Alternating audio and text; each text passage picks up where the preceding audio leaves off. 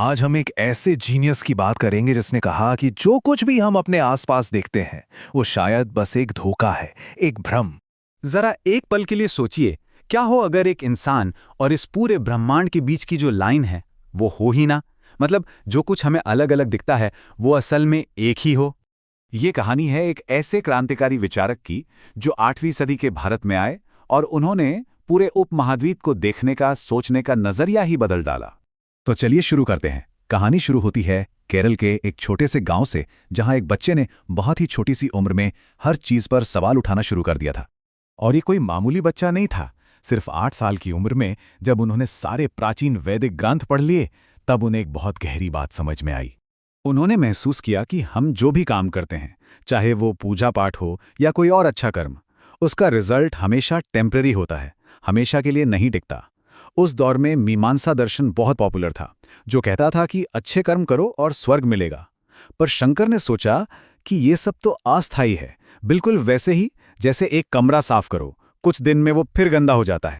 तो उनके मन में एक बड़ा सवाल उठा, अगर इस दुनिया की हर चीज, हर नतीजा मिट जाने वाला है, तो फिर वो एक चीज क्या है जो स्थायी है, जो कभी नहीं बदलती? और बस इसी एक सवाल के जवाब ने उन्हें 8 साल की उम्र में अपना घर छोड़ने पर मजबूर कर दिया। वो निकल पड़े एक गुरु और सच्चे ज्ञान की खोज में। और फिर नर्मदा नदी के किनारे उन्हें अपने गुरु मिले, गोविंद भगवत्पाद। यहीं से शंकर ने उस महान विचार को, उस दर्शन को आकार दिया जो आगे चलकर भारतीय सोच का केंद्र बन गया। ये दर्शन था अद्वैत वेदांत। अद्वैत का मतलब ही है जो दो नहीं है, मतलब एक। इसके हिसाब से हमारी जो अपनी आत्मा है, जिसे आत्मन कहते हैं, और जो इस पूरे ब्रह्मांड की परम सच्चाई है, जिसे ब्रह्म कहते हैं, वो दो अलग अलग चीजें नहीं हैं, वो एक ही हैं। मतलब हर इंसान, हर जीव, ये पूरी दुनिया, सब कुछ उसी एक परम चेतना का हिस्सा है। लेकिन अब सवाल ये उठता है ना, कि अगर सब कुछ एक ही है, तो फिर हमें ये दुनिया इतनी अलग अलग, इतनी बिखरी हुई क्यों दिखती है? ये अलगाव का एहसास क्यों होता है? इसका जवाब शंकराचार्य देते हैं माया की थ्योरी से। अब माया का मतलब कोई जादू टोना नहीं है, ये बस हमारी देखने की एक गलती है, एक इल्यूजन। उन्होंने एक बहुत ही फेमस उदाहरण दिया, रस्सी और सांप का। सोचिए, कहीं अंधेरा हो और जमीन पर एक रस्सी पड़ी हो, तो क्या होगा? हम उसे गलती से सांप समझ बैठेंगे, और उस पल के लिए हमारा डर, हमारी घबराहट सब असली होगा। वो सांप हमारे लिए एकदम रियल होगा। लेकिन जैसे ही रोशनी जलती है, यानी ज्ञान का प्रकाश होता है, तो क्या होता है? वो सांप गायब हो जाता है और हमें एहसास होता है कि अरे, वो तो सांप था ही नहीं, वो तो बस एक रस्सी थी। शंकराचार्य ने कहा, ये जो दुनिया हमें अलग अलग दिखती है ना, ये बिल्कुल उस सांप की तरह है, एक भ्रम। और जो असलियत है, जो परम सत्य है, यानी ब्रह्म, वो उस रस्सी की तरह है जो हमेशा से वहीं थी। अब देखिए, सिर्फ एक बड़ा विचार सोच लेना ही काफी नहीं होता, उसे साबित भी करना पड़ता है। तो शंकराचार्य को अपने इस विचार को उस समय के सबसे बड़े बड़े विद्वानों के सामने सही साबित करना था। और यहीं से जन्म हुआ भारतीय इतिहास की सबसे जबरदस्त और सबसे प्रसिद्ध बहसों में से एक का। ये बहस हुई शंकराचार्य और मंडन मिश्र के बीच। मंडन मिश्र उस समय कर्मकांड के सबसे बड़े विद्वान थे। उनका मानना था कि सही पूजा पाठ और कर्म करके ही अच्छे नतीजे, जैसे स्वर्ग, हासिल किए जा सकते हैं। दूसरी तरफ थे शंकराचार्य, जिनका कहना था कि सच को हासिल नहीं किया जाता, सच तो पहले से ही मौजूद है, उसे बस जानना होता है, उसे अनुभव करना होता है। और अपनी इसी बात को समझाने के लिए शंकराचार्य ने एक बड़ी ही सिंपल लेकिन बहुत गहरी कहानी सुनाई। इसे 10वें आदमी की कहानी कहते हैं। कहानी कुछ यूं है कि 10 दोस्त एक नदी पार करते हैं। पार पहुंचने के बाद उन्हें चिंता होती है कि सब सुरक्षित हैं या नहीं। तो एक आदमी सबको गिनना शुरू करता है। वो अपने अलावा बाकी 9 लोगों को गिनता है और घबरा जाता है। उसे लगता है कि एक आदमी नदी में डूब गया। फिर दूसरा गिनता है, वो भी खुद को छोड़कर बाकी 9 को ही गिनता है। सबको यही लगता है कि एक साथी खो गया है और वो दुखी हो जाते हैं। तभी वहां से एक समझदार व्यक्ति गुजरता है। वो उनकी परेशानी देखकर मुस्कुराता है और जो आदमी गिनती कर रहा था उसकी तरफ इशारा करके कहता है, तुम ही तो हो 10वें आदमी।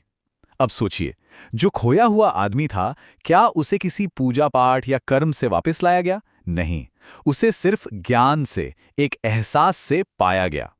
वो तो हमेशा वहीं था। शंकराचार्य ने यही तर्क दिया कि हमारी आत्मा भी उसी 10वें आदमी की तरह है, उसे कहीं से लाना नहीं है, बस ये जानना है, ये एहसास करना है कि हम वही हैं। इस एक कहानी के आगे मंडन मिश्र के पास कोई जवाब नहीं था।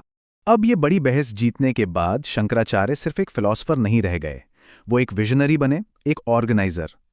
वो ये पक्का करना चाहते थे कि उनके विचार, उनकी शिक्षाएं समय के साथ कहीं गुम न हो जाएं। तो अपनी शिक्षाओं को हमेशा के लिए जिंदा रखने के लिए उन्होंने एक ऐसा काम किया जो पहले कभी नहीं हुआ था। उन्होंने भारत के 4 कोनों में, उत्तर, दक्षिण, पूर्व और पश्चिम में 4 मठ स्थापित किए। उत्तर में ज्योतिर्मठ, पश्चिम में द्वारका मठ, पूर्व में पुरी मठ और दक्षिण में श्रृंगेरी मठ। ये सिर्फ मंदिर नहीं थे, ये ज्ञान के, लर्निंग के बड़े बड़े सेंटर्स थे, जिन्होंने पूरे देश को एक सांस्कृतिक और आध्यात्मिक धागे में पिरो दिया। और सिर्फ बड़े बड़े विद्वानों के लिए नहीं, आम लोगों के लिए भी उन्होंने कुछ किया। उन्होंने पंचायतन पूजा की शुरुआत की।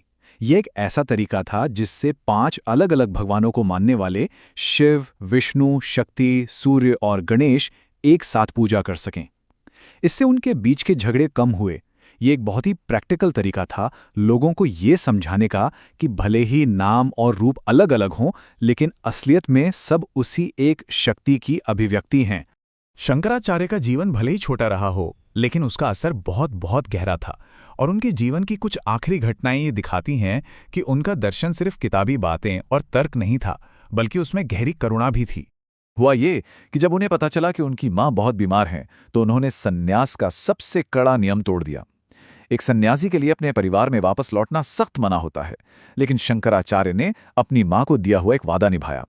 वो घर लौटे और अकेले ही अपनी मां का अंतिम संस्कार किया। ये घटना साबित करती है कि सच्चा ज्ञान मानवीय संवेदनाओं और करुणा से अलग नहीं है, बल्कि उसके साथ जुड़ा हुआ है। उनके जीवन की स्पीड और अचीवमेंट्स को देखें तो हैरानी होती है। सोचिए, सिर्फ 8 साल की उम्र में सच की खोज के लिए घर छोड़ दिया। 16 साल की उम्र तक काशी में बैठकर अपने सबसे बड़े और जरूरी ग्रंथ लिख चुके थे। और महज 32 साल की उम्र में जब उन्होंने पूरे उपमहाद्वीप के सोचने का तरीका बदल दिया, तब वो चुपचाप हिमालय में चले गए। तो आखिर में शंकराचार्य हमारे लिए एक सवाल छोड़ जाते हैं। क्या हम सब अलग अलग चीजों का एक कलेक्शन भर हैं, या फिर हम सब चेतना के एक ही अनंत समंदर की लहरें हैं? उनका पूरा जीवन, उनका पूरा दर्शन हमें इसी एक सवाल पर सोचने के लिए मजबूर करता है। ये जो अलगाव हम हर पल महसूस करते हैं, क्या वो सच है, या वो बस एक भ्रम है, एक धोखा जिसे ज्ञान की रोशनी से दूर किया जा सकता है?